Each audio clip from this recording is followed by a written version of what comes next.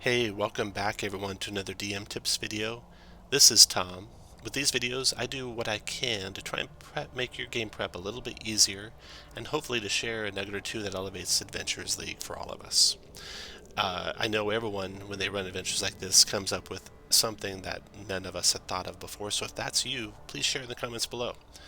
Okay, so this one is DDAL10-01, the Frozen North. Very cool suspense type, horror type adventure set in Icewind Dale in Season 10 of Adventurers League, and is part of a series called A Plague of Ancients. This is for character levels 1 through 2. There will be spoilers abounding, so if you haven't played it yet and you're not prepping to run it, please wait till after you play it to watch it. And then I would love for players to also leave comments below, because you learn a lot from the other side of the DM screen. Okay, page references here are going to be to the printer-friendly version, and it's going to be the version that is currently out on the Dungeon Masters Guild, the Frozen North 499 from Paige Leitman. Paige has written many Adventure League adventures, and some pretty beloved ones. I think she did the Black Road, if I'm remembering correctly. Let's just take a look, see if they list all the ones from Paige here. Oh yeah, Frozen North, the Black Road, Skull Square Murders, that was a good one. So, really good author here for this adventure, and I think a lot of people really like this adventure. Travis Woodall is overseeing the storylines for Season 10. Okay, so let's get into the adventure. It's a 4-part adventure, and it was initially treated like 4 separate mini-adventures, but since has now been treated as one full adventure, and I think that's a good move. The mini-adventures were kind of really broken up, difficult to jump in and out of this adventure. If I know my players before an adventure, I like to share some of the knowledge, skills that are in the adventure with them ahead of time so they can organically share it with the table in character when the table comes across it. And in the description below, I will add those ones that I have, but just a quick summary of them for Arcana. And this is just in general about Chardalyn. I give some information about Chardalyn, which could occur in this adventure. Ion stones being magical stones named after their creator. That's from page 13. A person has Arcana or History or Religion. I'll share the first bullet of information about how Mystryl has become Mystra or been replaced by Mystra. That's also on page 13. And if someone has Arcana or History, I'll share the second bullet of information about floating cities were unique to the Netheril Empire, and it's been out 1,000 years now, also from page 13. Then the third and fourth bullet from those information checks there, I would have them rolled in-game after they'd seen the previous 2 checks, and hopefully someone has in character given the initial information. Then, if someone has Arcana or Nature or Survival, I'd share the information about the elementals from page 11. And finally, anyone with Nature, I'd just tell them strange weather-related phenomenon are shutting down travel through the spine of the world, but you guys have decided to press through anyway. So this adventure that kind of tails into this adventure, it begins as the group is traveling along the Ten Trail through the spine of the world on their way to 10 towns. So there I'll kind of start the adventure with the characters in the caravan, getting to know each other. I'll do character introductions there. Inspiration will kind of be coming from that character introduction, so give them all their starting inspiration at that point. Mix in the free healing potion as maybe a flask of hot chocolate that's given to them by a grateful cook or a grateful caravan master, or if the table's of age, a flask of whiskey given to them, and that's their free healing potion for the adventure. And then I do my adventures, I like to do like this adventure token thing where I have all the box text of the adventure in there, and I've got a video for that. I'll put that link down below for that, and maybe in a card up above after this in this video. Anyway, here's the blurb for the adventure. So an avalanche strands you and your allies in the treacherous spine of the world, and a relentless blizzard is quickly blowing away all hope of survival. And a neat aspect of this is that the party gathers some surviving members. Here's the picture here, and I need to update this for now benefit because it starts pushing healing and inspiration. So putting pictures inside the chat in Roll20 is a pretty easy thing to do, and then the players can get these like bigger full-size pictures from that. And you can also just do handouts, that's another way to do it. But the syntax for this is very simple. You just do a closed bracket with an X in it, and then open bracket in your picture. And you can take that picture from anywhere on the internet. So for example, if you have, this is D&D Beyond, and this is Icewind Dale. Here's a cool picture here. So if you right click on this, you can open it in a new tab. And then you can just grab that URL for the picture, copy it, put it inside your brackets, close that bracket, and then hit enter. And there's that picture. And the players can click on it and go right to it. You know, big full size picture. So a nice little tip there for that. Okay, so the music that I got playing is Frozen Wastes by Tabletop Audio. So I'll set up my music for any kind of adventure I'm doing. I got Frozen Wastes by Tabletop Audio. We use maybe the Powerful Wind for the blizzard, and Cavern of the Lost Souls when they get into the caverns in the latter parts. So part A begins with the Avalanche. Well, first traveling through the mountain pass, to character intros, we talked about that. Then the Avalanche happens. Thunderous crack rumbles from above. Avalanche hits the party. What do they do? I like maps for pretty much everything I do. I think of maps, you know, pictures with 1,000 words, and I think it saves a lot of time. It takes a lot of prep, but answers a lot of questions during games. So I've set this map up, and this one is by a kind fellow DM that ran this adventure. I'd never got their name, but they shared this with the DMs running the adventure at D&D Celebration. And really any open map will do. You can just throw some scattered terrain in there, or just hand draw on Roll20. I'll have the party set up. I'll have all this map hidden except for a little area where I have the party set up, and then I go on to describe the NPCs.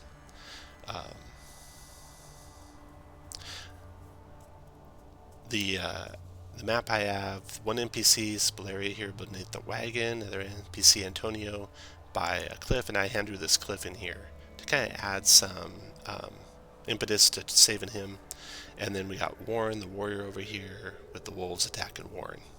Now, these names can be made by the players, and definitely have names ready, but also be ready to use the player names if that's what you'd like to do. That's kind of a fun way to get the players invested in the adventure as well.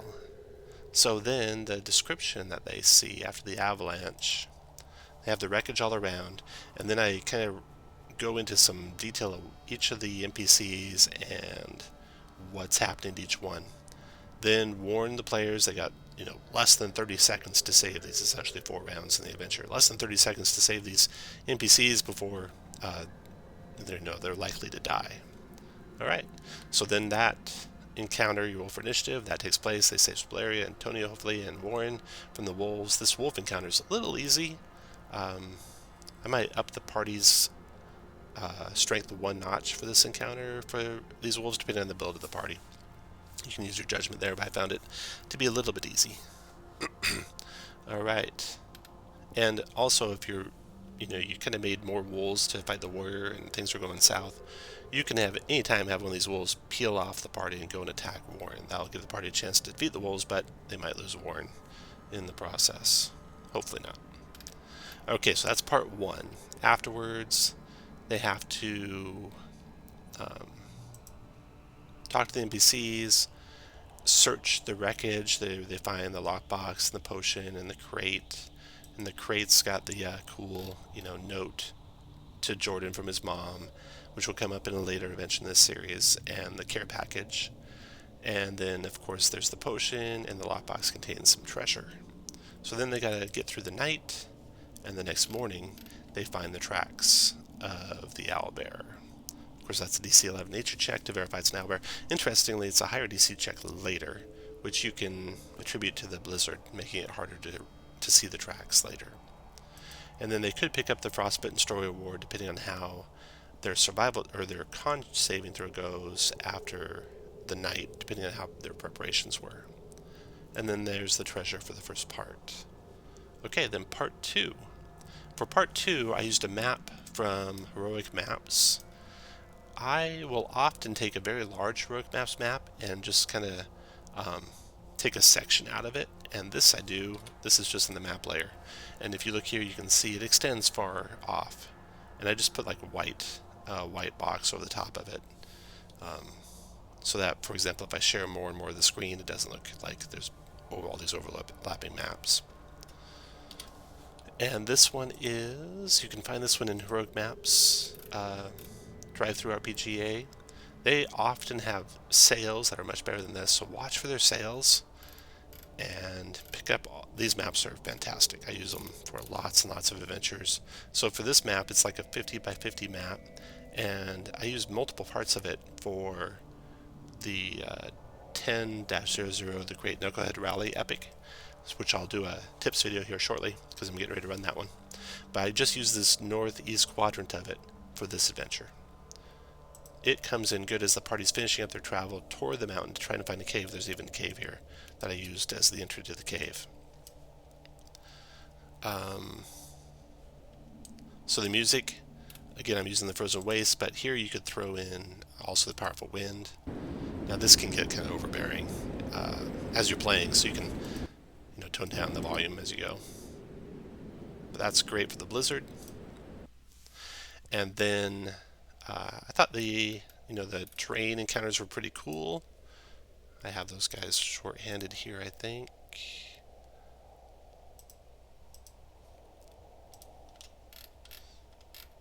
There we go. Oh yeah, so I have this blizzard shorthand, and I have that for blizzard and cold and fishing and water. These all come up during during season 10 stuff, and I've got a link to that. I'll put a link to that in the description below. Also, a card up above. Actually, I think it's just gonna be a link in the description below, so you can grab the syntax for making those very quick reference to those environmental effects. Okay, then we got the quick snow, the crevasse, the blood sleet, and the razor snow. I just shorten those down to the very important parts. It's also important to note on all these that they usually have some sort of check to avoid them or to see them coming. So I put those into the descriptions, and they're also in the adventure itself. Okay, then you come to the birds encounter. And this is the elemental creatures where that knowledge check ahead of time, some player could describe that. And this can be a pretty difficult encounter, so I definitely would not increase the party strength for this, maybe even decrease it. Because these owls are 19 hit points, they can do flyby attacks, so they don't provoke when they fly out of reach, and the blizzard is raging, so you can't do range attacks, so the party ends up having to ready attacks, and that's a difficult thing for brand new players to know that, hey, that's an option I can ready attack for when they approach. So you might help out a group of first-time players, just make that a suggestion for them as these things approach upon them. And they do pretty significant damage with their talons. It's 2d6, very high damage, so very dangerous set of monsters here. Alright, and then also there's no mention of them being immune to cold. I did grant that to them, but the adventure doesn't say they are, which is kind of strange given they're elemental cold creatures. Okay, and then the party will find like the body outside the cave, someone in the caravan that was trying to get away, the remains there, and then they get into the mountain and into the cave, and then here is where the first NPC meets their end. Now, one thing I learned from running this that definitely I try and keep in mind, and I just for some reason kind of forgot this time. Don't put NPC actions or player actions in the boxed text. It really seems to, I could feel the players felt like they lost agency in what was happening, and this is definitely something you don't want to do wrong with this, because it is, they don't have agency, and you'd like them to have the illusion that they do as long as possible in this adventure as these NPCs are meeting their end. You'd like it for them to feel like they could meet their end just as these NPCs, to really instill the dread in the players. But for this one, so before you explore the cave further, Spelaria, which was the spell NPC, notices that Warren is missing, and on cue a scream is heard above the wind outside, so I'd probably remove on cue there. You retrace your steps and you find what's left of Warren just outside the cave. He's been torn limb from limb and his component parts arranged in an unusual geometric pattern in the snow. You find tracks of a large creature, a bear perhaps, quickly being erased by the wind-driven snow. So there, I would do all that, not box text, but interacting with the players and describing what they see and what happens to make sure that they feel like they have more agency there. And then the treasure for part 2 being the platinum ring and the potion of healing there. Okay, so part 3. This is where I would shift up the music to go to Cavern of Lost Souls. And I'd probably start it kind of quiet here at the start. Let me turn it up so you can hear what it sounds like though from the start. Just kind of some atmospheric, deep rumbling and water dripping and that stuff. So I'd start it kind of low in the background. The first thing they'll come to is the door, and unfortunately, one thing that I find lacking in the Adventure League adventures is all the information that needs to be shared with the players all in one concise location. So this kind of comes from multiple locations in the description. And if you have time, I like to go through the adventures and mark them with like box brackets around stuff to share, regular parentheses around conditional things to share, underlines around by triggers and such. So if you have time, this is an area where there's a lot of stuff that needs to be shared. It's important you share it with the players, so you have to take some time here in this room to go through that. So this door, it's got ice all over it, and once it's exposed, the players get a better view of it. So here I put the picture here, but there's a lot for the players to try to decipher here. There's the journal, there's all the stones they're going to find, there's solving the puzzle, and I found by putting this stuff where they can find it, there's the text that they can decipher. I find by putting all this stuff in front of the players, it makes it much easier, and of course it's more realistic because the actual characters would have this information sitting there in front of them. For them to decipher all this stuff, and you got the stones, and they make these stones such that the players can control them.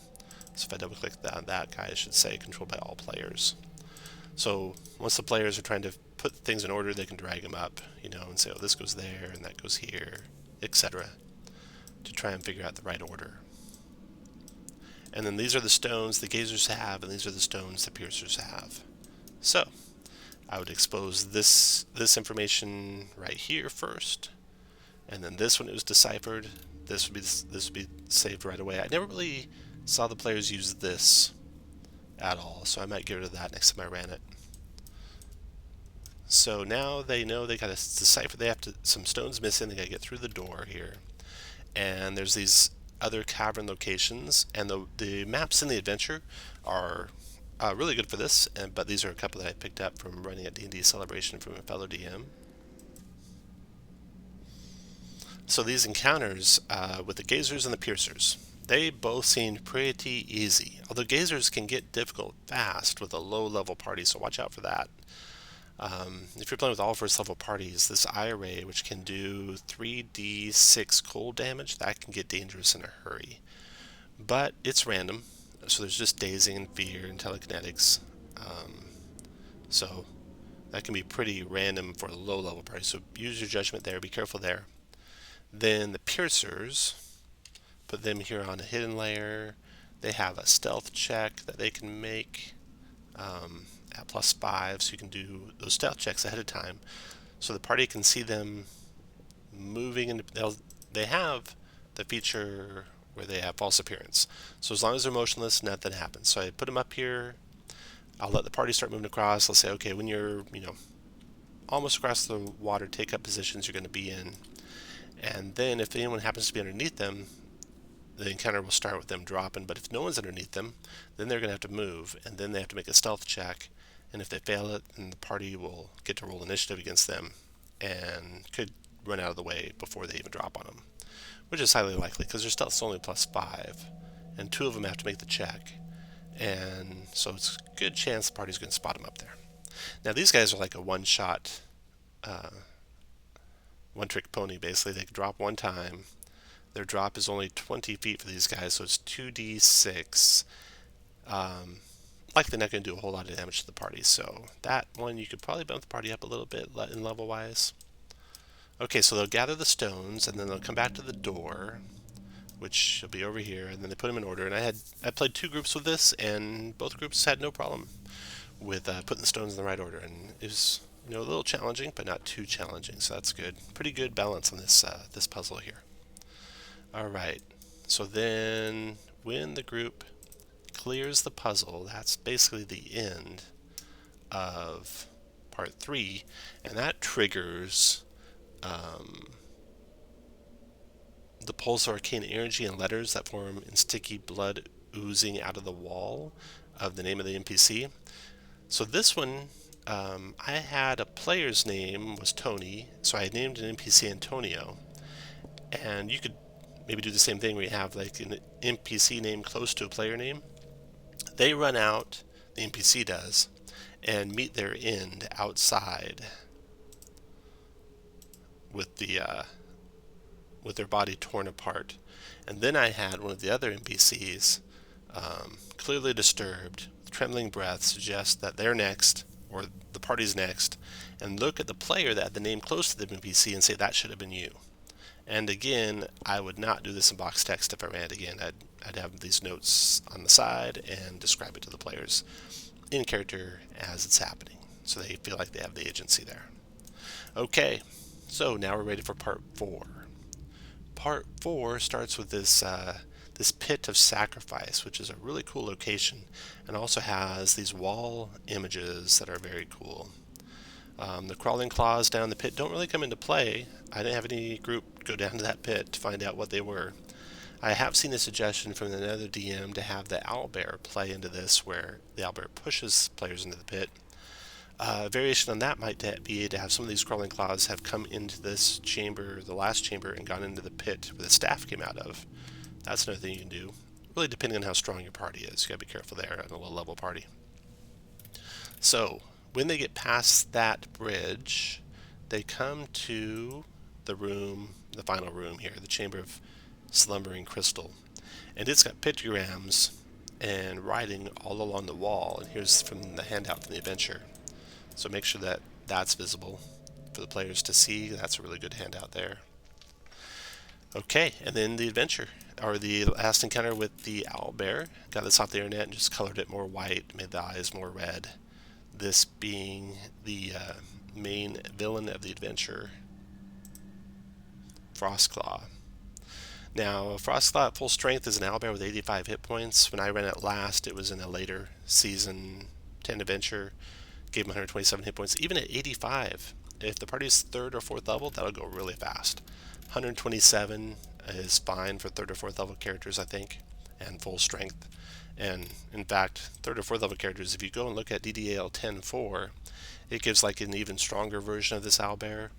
Of course, this adventure is only for 1st and 2nd level characters, I'm sorry. If they're 1st or 2nd level, the weakened breath that they have in the 10-01 adventure is good for that. Yeah. Alright, so he's going to come in behind the players. I had him again in box text, unfortunately, wreak some havoc on the NPCs. So when he shows up, Spalaria meets her end. I would describe him with box text, but have what happens to Spalaria be given in character. And then the battle ensues. When he is about to die, he gets away. And then the party finds this exit over here in this frozen expedition. And then they get out. And that is the end of DDAL10-01. A really great adventure, I thought. And had a lot of fun with all the groups that ran it. Played at D&D Celebration. I ran it again later for a home group. So had a good time every time. There'll be links below, a video of me running it for a group. The winter macros will be below, and the adventure macro creation, I'll also have that below. Main thing I learned, don't put NPC actions, and especially don't put PC actions in boxed text like I did. So avoid that, and I'll make that a little bit more involving for the players. Alright, so I hope you have a great time running this adventure, and if you have any tips for the adventure, please share those in the comments below. Please subscribe if you like the content here. I'll be doing more of these DM tips videos, and I have, of course, playthrough videos for all the adventures that I run. Thank you for watching, and good luck.